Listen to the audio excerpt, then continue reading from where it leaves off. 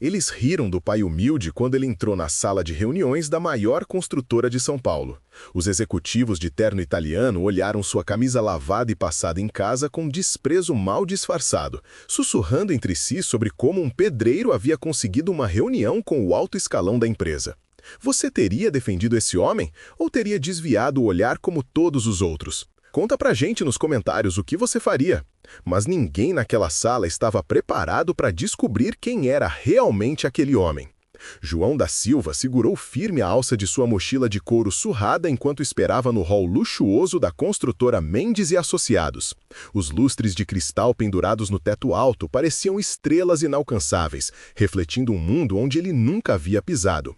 Suas botas de trabalho, limpas mas visivelmente usadas, contrastavam com o mármore polido que cobria todo o piso. Cada passo que dava ecoava como um lembrete de sua condição social. A recepcionista, uma moça jovem com unhas decoradas e maquiagem perfeita, o examinou da cabeça aos pés com um sorriso que não chegava aos olhos. "Em que posso ajudá-lo?", perguntou, arrastando as palavras como se estivesse falando com uma criança.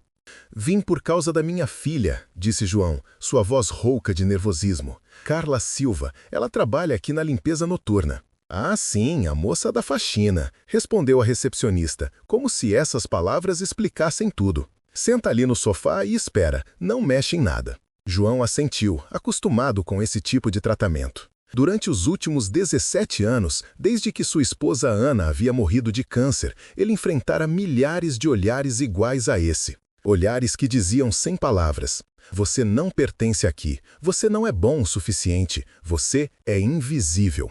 Mas o que ninguém sabia era a promessa que ele havia feito no leito do Hospital das Clínicas, enquanto Ana lutava contra a doença que estava destruindo seu corpo. "Cuida da nossa Carla." Ela havia sussurrado, sua mão fria agarrando a dele com força. "E cuida da pequena Isabela também, não importa o que aconteça, nunca abandona elas, me promete?" E ele havia prometido. Havia prometido com lágrimas escorrendo pelo rosto. Havia prometido quando os médicos confirmaram que não havia mais nada a fazer. Havia prometido toda manhã desde então, quando acordava às 5 para trabalhar na obra. Carla tinha tido que largar a faculdade de administração para ajudar com as despesas. Seu sonho de ter um escritório próprio havia se desvanecido quando as economias da família foram todas para os remédios caros e as sessões de quimioterapia. Agora, aos 25 anos, ela limpava escritórios de madrugada e cuidava da irmã mais nova durante o dia. Irmã mais nova? Sim, porque a história que João nunca havia contado para Carla era que Isabela havia chegado às suas vidas de uma forma completamente diferente. 9 anos atrás, João havia encontrado uma menina de 6 anos chorando na Praça da Sé, no centro de São Paulo. Ela estava suja, com fome e com marcas de violência nos braços magrinhos. Quando ele perguntou onde estavam seus pais, ela apenas apontou na direção dos prédios altos de Higienópolis e disse: "Não quero voltar para casa. Por favor, não me leva de volta." João havia levado a menina para a delegacia, mas o sistema estava sobrecarregado. A criança, que disse se chamar Isabela, foi colocada temporariamente sob seus cuidados enquanto investigavam. Mas quando descobriram que ela vinha de uma família influente, que havia contribuído generosamente para certas campanhas políticas, o processo simplesmente sumiu dos arquivos. Isabela ficou, tornou-se sua filha do coração, mesmo sem os papéis oficiais. E agora, enquanto esperava naquele ambiente intimidador, João lembrava por que estava ali. Na manhã anterior, Isabela havia chegado da escola municipal com o uniforme rasgado e os olhos vermelhos de tanto chorar. "Pai João", ela havia soluçado, se jogando em seus braços. "Os meninos do colégio particular me empurraram de novo. Eles falaram que eu não mereço estudar na mesma escola que eles porque a gente é pobre. E aí a Carla apareceu." O coração de João havia parado. "O que aconteceu com a Carla, minha filha?" Ela estava saindo do trabalho e viu o que estava rolando. Gritou com os moleques e mandou eles me deixarem em paz. Mas daí chegou o pai de um deles, um homem grande de terno caro.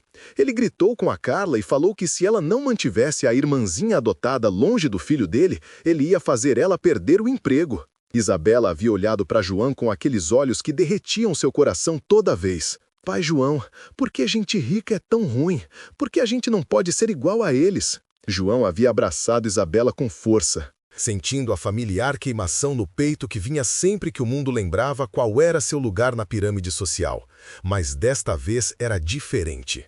Desta vez, não se tratava só dele. Se tratava de suas 2 filhas. E ninguém, absolutamente ninguém, ia ameaçar sua família. Por isso havia vindo aqui, a sede da maior construtora de São Paulo, a empresa que controlava metade dos empreendimentos imobiliários da cidade. O mesmo lugar onde Carla trabalhava, onde o pai do valentão provavelmente tinha uma sala no último andar. Seu João? Uma voz o tirou de seus pensamentos. Um rapaz de paletó sem gravata se aproximou. Sou assistente do Dr. Mendes. Ele pode recebê-lo agora. João seguiu o rapaz até um elevador que parecia mais caro que sua casa inteira. Conforme subiam, andar após andar, sentia o estômago se contraindo. Não de nervoso, mas de pura determinação. O escritório do Dr. Eduardo Mendes ficava no 20º andar. Era exatamente o que João havia imaginado, vidraças do chão ao teto com vista para toda a cidade, uma mesa que provavelmente custava mais que seu salário de um ano, e quadros emoldurados de Mendes apertando mãos com prefeitos e governadores. O próprio Mendes era um homem robusto de uns 50 anos, cabelo grisalho bem cortado e um terno que gritava dinheiro. Quando João entrou, Mendes nem ergueu os olhos dos papéis na mesa. "Senta aí", disse Mendes sem cerimônia. "Pelo que entendi, você tem um problema com meu genro." João se sentou na poltrona de couro em frente à mesa, sentindo-se como uma criança chamada na diretoria.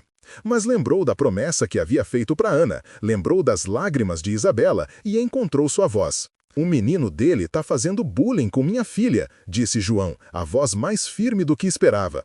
"E o senhor ameaçou minha outra filha de demissão."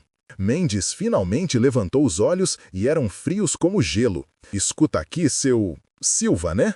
Meu genro me contou o que rolou. Sua filha adotiva não tem nada que fazer naquela escola. É uma escola particular para famílias que podem pagar, não para gente como vocês." As palavras atingiram João como socos físicos, mas ele não se moveu. Mendes continuou. "E quanto à sua outra filha, a faxineira, ela precisa aprender qual é o lugar dela. Não pode sair por aí se metendo onde não é chamada, como se fosse igual às famílias que mantêm esta empresa funcionando." "Ela estava protegendo a irmã", disse João, sentindo a voz tremer de raiva contida. "Irmã?"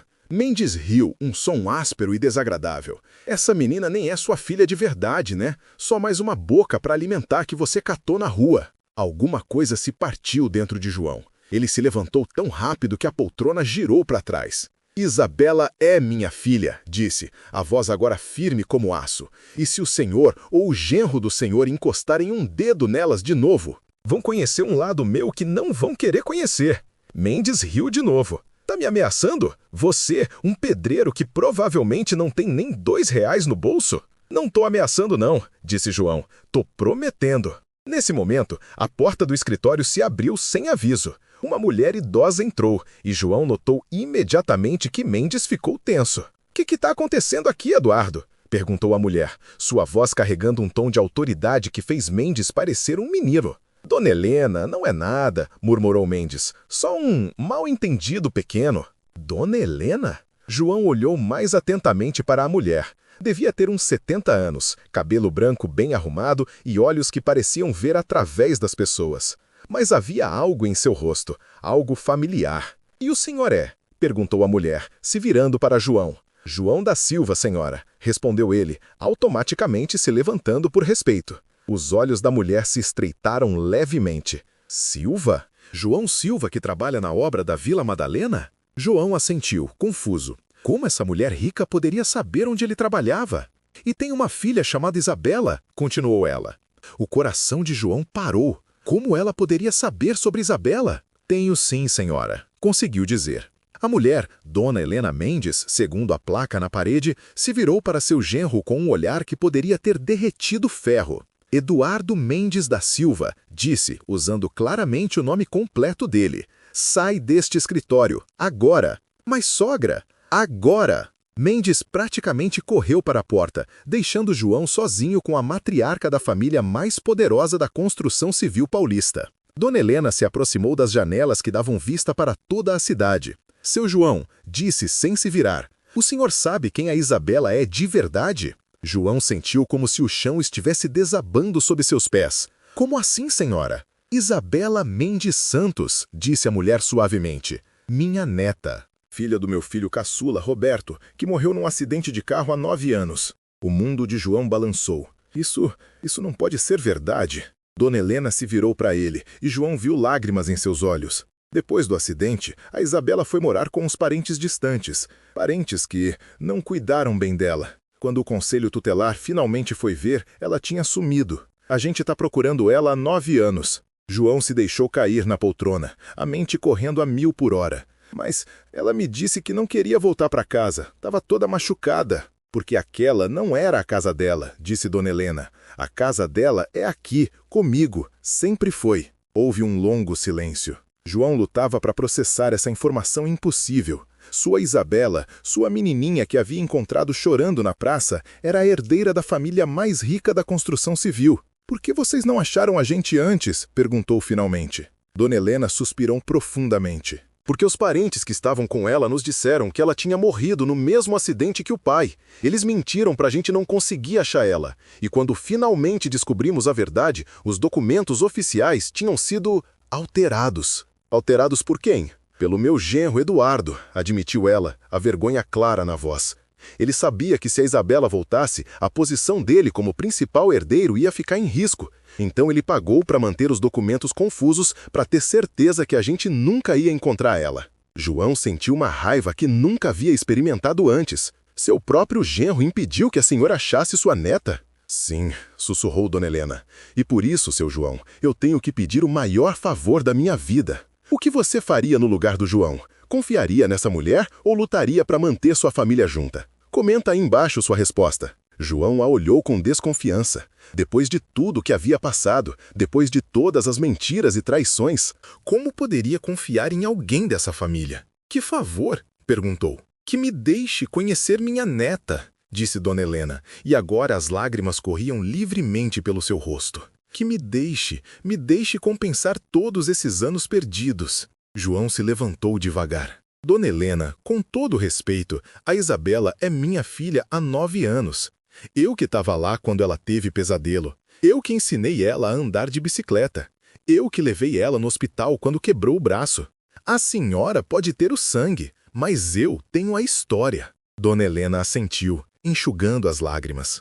O senhor tem razão, toda razão.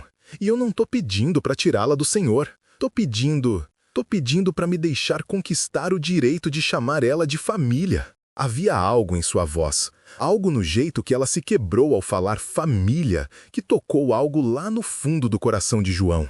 Ele lembrou de suas próprias perdas, sua própria solidão, e percebeu que essa mulher havia estado vivendo com a mesma perda que ele havia sentido quando perdeu Ana. E o que vai acontecer com seu genro? Perguntou João. Com o que ele fez para Isabela na escola? A expressão de Dona Helena endureceu. Eduardo não vai mais trabalhar nesta empresa. E o filho dele vai ser transferido para outra escola imediatamente. Eles não vão mais incomodar a Isabela. E a Carla, minha outra filha? Dona Helena sorriu pela primeira vez. Carla Silva nunca mais vai precisar limpar escritório, a não ser que ela queira. Vamos oferecer uma bolsa integral para ela terminar a faculdade de administração e um emprego garantido na nossa divisão de projetos quando ela se formar. João sentiu como se estivesse sonhando. Depois de 17 anos de luta, depois de 17 anos sendo invisível, de repente, tudo estava mudando. Por que faria tudo isso? Perguntou.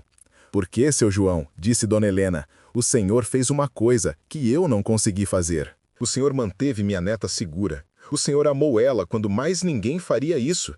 O senhor deu uma família para ela quando a dela falhou. João sentiu um nó na garganta. Ela que deu uma família para mim também. Nesse momento, como se tivesse sido chamada pelo destino, a porta do escritório se abriu e Isabela entrou correndo.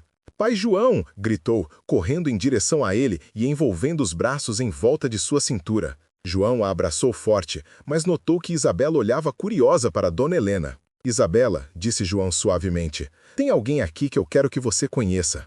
Dona Helena se aproximou devagar, como se estivesse se aproximando de um passarinho que poderia voar. Se ajoelhou para ficar na altura dos olhos de Isabela. «Oi, Isabela», disse, a voz tremendo. Eu sou sua avó, sua vovó Helena.» Isabela olhou entre João e Dona Helena, confusa. «Mas eu pensei que não tinha vovó.» «Bom», disse Dona Helena, «eu pensava que não tinha netinha, não é?» Isabela estudou o rosto da mulher mais velha. «A senhora é mesmo minha vovó?»